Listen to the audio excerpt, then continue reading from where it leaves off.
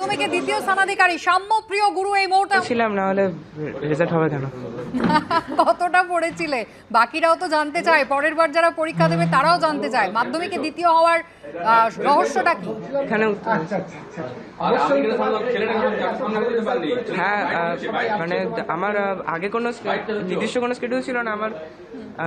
মানে যখন উঠলাম তখন তো অতটা বেশি পড়তাম না, তারপর যখন মক টেস্টগুলো শুরু হলো, তারপর যখন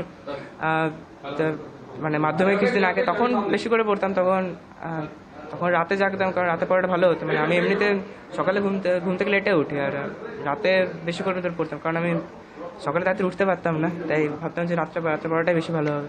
একেবারে কি সময় বেঁধে পড়তে, মানে রুটিন কি ছিল তোমার?